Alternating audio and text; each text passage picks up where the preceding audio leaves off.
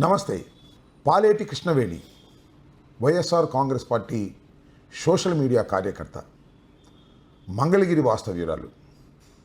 Social media platform మీద అనేకమైన పోస్టులు పెట్టడంలో ప్రాచుర్యం పొందినటువంటి మహిళ. ట్విట్టర్లో చాలా యాక్టివ్గా ట్వీట్లు చేస్తున్నటువంటి మహిళగా ఆమెకి మంచి గుర్తింపు ఉంది. ఆమెను నిన్న సాయంత్రం నాగోల్, హైదరాబాద్లో అరెస్ట్ చేశారు. దాచేపల్లి పోలీస్ స్టేషన్కి తీసుకొచ్చారు. దాచేపల్లి పోలీస్ స్టేషన్లో విచారణ చేస్తున్నారు.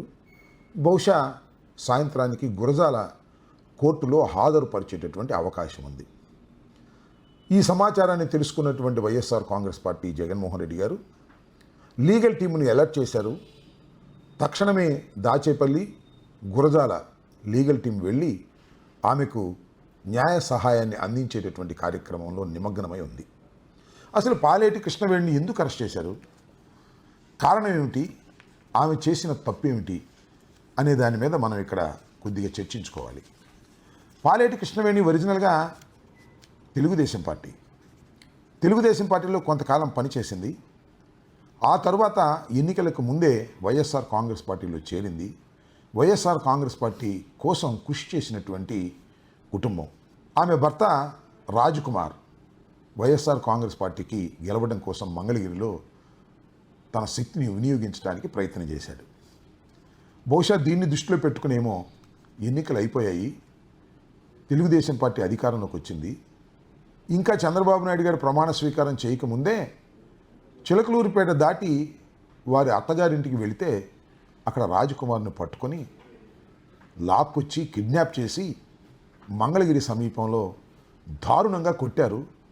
కొట్టడంతో పాటు లోకేష్ గారి ఫోటో ముందు మోకాళ్ళ దండ వేయించి దండం పెట్టించేటటువంటి కార్యక్రమం చేసి చాలా క్రూరంగా వ్యవహరించారు. ఇది ఆ రోజున సోషల్ మీడియాలో వైరల్ అయినటువంటి విషయాన్ని కూడా బహుశా మీకు గుర్తుండే ఉంటుంది. అంత దారుణంగా పాలేటి కృష్ణవేణి భర్తని కొట్టి హింసించారు. దాని మీద కేసు పెట్టారనుకోండి, మీ అందరికీ తెలుసు కదా మనం కేసులు పెడితే ఏ విధంగా పోలీసులు రియాక్ట్ అవుతారో. ఇది వారికి ఉన్న చిన్న నేపథ్యం.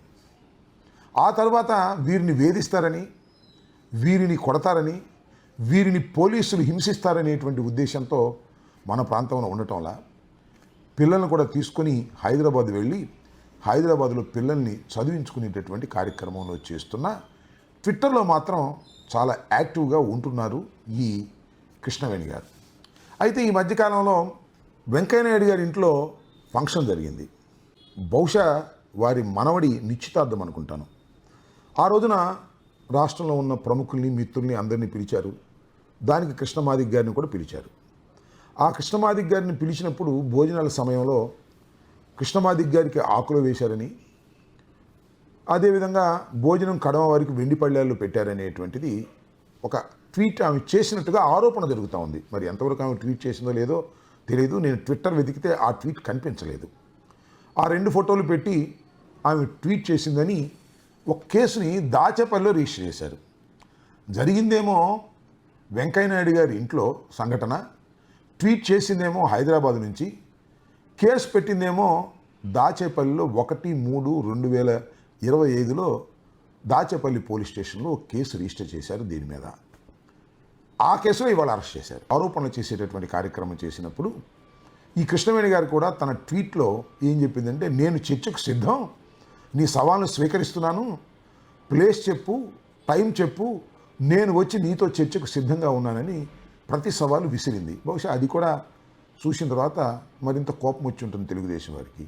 అందువల్ల తక్షణమే దాచేపల్లి పోలీస్ స్టేషన్లో రిజిస్టర్ చేయబడినటువంటి కేసులో ఆమెను హైదరాబాద్ వెళ్ళి నాగోల్లో ఉంటే, అది కూడా ఎవరింటోనో ఉంటే పట్టుకొని తీసుకొచ్చారు. ఇవాళ మాకు బహుశా కోర్టులో ప్రొడ్యూస్ చేస్తారని నేను అనుకుంటున్నాను. ఇలా ఒక దారుణంగా ఒక చిన్న చిన్న సంఘటనలు ట్విట్టర్లో పోస్ట్ చేసినటువంటి సంఘటనల మీద కేసులు పెట్టి వేధించేటటువంటి కార్యక్రమం చేస్తున్నారు. మరి వాళ్ళు ట్విట్టర్లో ఎన్ని పెడుతున్నారు, ఎన్ని పోస్టులు పెడుతున్నారు, ఎంత అసహ్యంగా మాట్లాడుతున్నారు, జగన్మోహన్ రెడ్డి గారిని ఎంత అసహ్యంగా మాట్లాడుతున్నారు, దాని మీద మాత్రం ఏ విధమైన యాక్షన్ పోలీసు వారు తీసుకోరు.